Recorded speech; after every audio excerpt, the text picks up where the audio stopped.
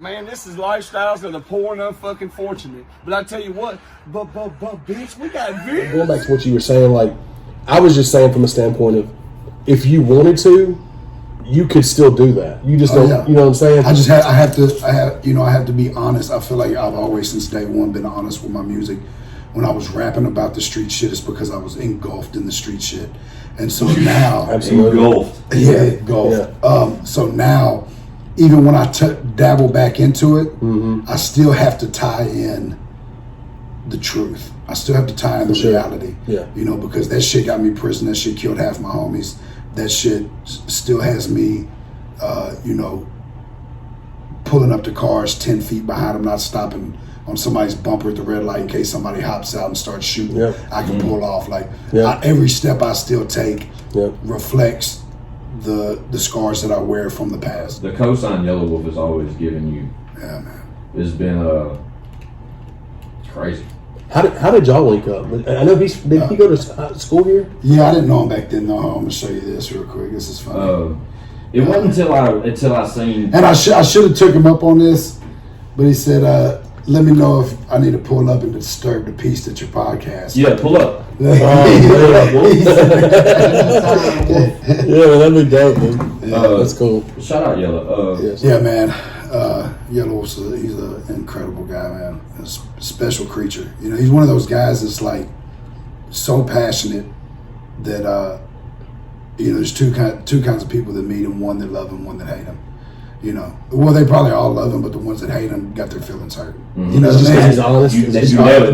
He has no filter. You nailed it. And he got their feelings hurt. Yeah. They expected something. They pull up. They expected him to be a nice guy. They caught him at a bad time, or it happens, fuck off. I don't want to be bothered. Yeah. I totally get it, bro. Because I get that from a lot of people that be like, "Oh man, we heard Yelawolf's an asshole." No, he's not an asshole. He's a fucking human, and he's he deals with a lot, and sometimes you'll catch him, and he's just the fucking best person to be around, and sometimes you don't want to be bothered. Yeah, he's a very you can't fault him for that. He's a very talented person. He's human, regardless. Yeah. And all us artists are crazy. If we, the shit that goes through our head to be able to write these songs and do the things that we do, we're fucked up. I don't even think it's right the songs to do what you do. It's just to be on the road like y'all are. Yeah, that's that. Like a person like yourself, you struggle as Dude, a family man. I just did a 6-month tour with bronchitis. Like literally, I caught bronchitis the day before the tour, and it did not leave until I came home. Like 6 weeks. 6 weeks solid. You didn't have a chance to rest. That's your heart. No, I didn't have no time to. No, it was literally drink a bottle of tequila before the show to get through it. Yeah. You know what I mean? Well, how do you get through like that kind of a extensive tour? Alcohol. I mean, I know, but at some point, like, how pray that you get home before you die. That's just it's hard to compute that. Like, same with Jelly. Like when I talked to him about it, like to just be able to do that kind of a tour and just be able to, I don't know, bro. Like every night I saw like your tour dates are just like this. Yeah, you know what I mean? And I prefer it that way. Like, every day that we're not, it's nice to have a night off with the band and take them out to a nice dinner and get everybody a hotel room. But every night that we're out there and we're not working, we're not making money. Yeah, we're spending money. Real talk. Yeah. So, and I know like for major artists that are on labels, they make all their money off touring. For independent artists, especially in my shoes, I lose money touring. Yeah. But I just because of the overhead, right? Yeah, the overhead, and I take care of my guys, and y'all look like y'all have a blast, though, man. Yeah, we do. Yeah. I mean, it's still work at the end of the day, but at least you get to have that time, and you seem to have such a close bond with everybody, which you have to be able to coexist with them for that amount of time. You know what I mean? I've always been one of those guys that were like, I really believe in family, and to the point where, I'd rather call you family than even have friends. You know what I'm saying? Yeah, so like, for sure. I pull people in, and it burns me a lot of times because I'll pull people in and try to make them part of the family, or and they have different intentions. You can pull me in anytime you want. Yeah, for sure. Bro, your family. I won't let you down. You're my brother for life, bro. Put down, Strug. I promise, dog. For sure, dog. I always looked at you like that, man. Like I said, bro, I remember one time in particular, Strug, when Street Flavor shot something, and then we're over in Blackfly. Yeah. They were over at the tower, right? Yeah, I remember that, yeah. And I remember one time I walked in there. I don't even remember why I was there. That's when he did that feature for me. Strug? When they was at Blackfly, yeah. I don't remember why I was there, But it was one of those moments where Stroke just fucking pops up from whatever booth he came out of. So Stroke, what are you doing, man? Come here. Yeah. My God. Yeah. That's when his hair was long. Yeah. That's when he, That was 2010. Yeah, that was 2010, right? Yeah. That's a long That fucking was time. 2010. Yeah.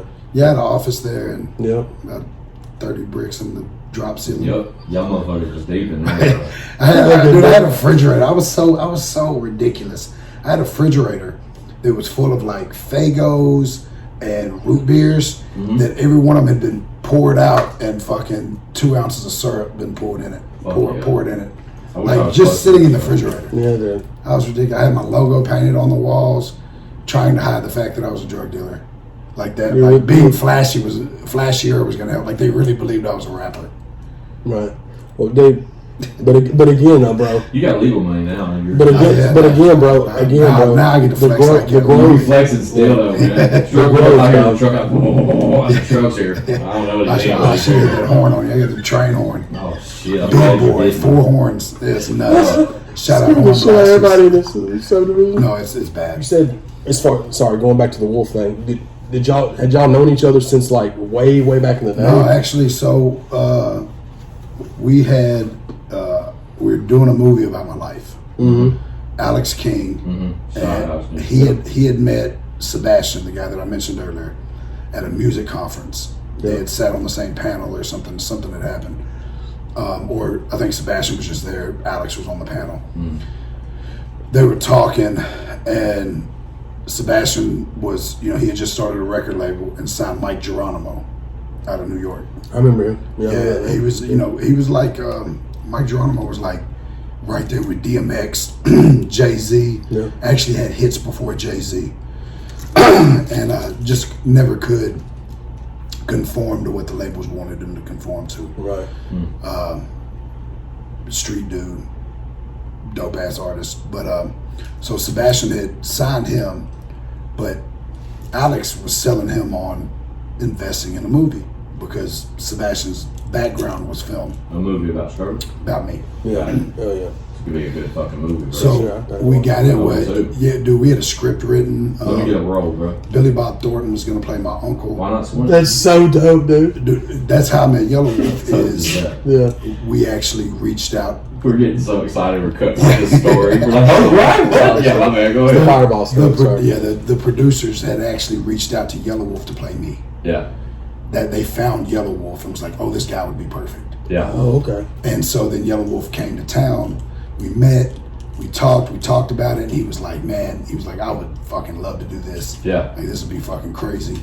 And, but that's how me and him met. Dope. That's crazy, bro. I never knew that. So That's I've dope. heard this story before from Yella on an interview or something. I've heard Yeah. this to where the story ends with him saying, "That's why I got this tattoo right here."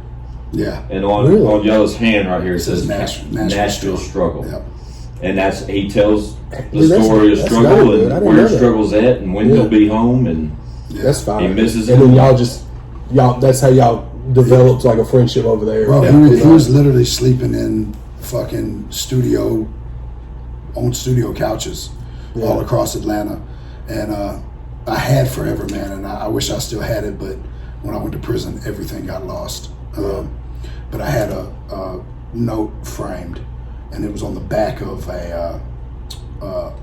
like a TV guide from a hotel room. Yeah. I had a room at the Westin on Peachtree in Atlanta, and Wolf had slept on my floor that night. And crazy, he bro. wrote this long letter just telling me like how he valued what I do and how much he believed in me. And I had that letter forever, dog. Yeah. You know what I mean? And to think back now, because I was a dope boy, so I had money, but big dope boy. he wasn't. Big You know, dope he boy. was still trying to find his way in the music, and he had big situations, and shit had went south. With the whole Columbia and Rick Yeah. Rubin and shit. Yeah. So, and he like I said, he's been an inspiration as well as like he never gave up. He just Yeah. I think he's a genius of an artist. oh yeah, bro. He's, When I hear he's a this fucking shit, maniac. like bro. the new shit, the Mudmouth album, Oh god. the song, Wait till y'all see the movie. was a Yeah, movie? dude. Oh, I'm talking about Let me get a fucking roll, man. no, What is it's- happening out here? I just want a job, dog. full length feature, full length movie, gonna be in movie theaters. Hopefully they get in movie theaters. It's the entire album. All the way all together. He shot a video for every song. Yeah, he just did that for the fuck of it. It's amazing, because the movie, because the movie wasn't able to come out as quick as he thought. He shot those videos. But some of these fucking kids watch YouTube more than they do listen to music, bro. Oh, for sure, bro. That's the angle on that. Well, YouTube's my largest source of income. For sure, dude. Fun fact. For sure. Yeah. I wouldn't doubt it, but it's well. No, I can definitely concur. For sure. Yeah, ChadArmesTV can for sure. Well, I mean, much smaller scale than him, but yeah, could you imagine having YouTube gets watched? YouTube gets watched way more than streams. Yeah, I know everybody a lot of these because I hire people a lot to what do you think we should do next? I try to hire me, man. Yeah, man. How many times I gotta ask for a fucking job? He needs a reference, man. He needs references. Yeah.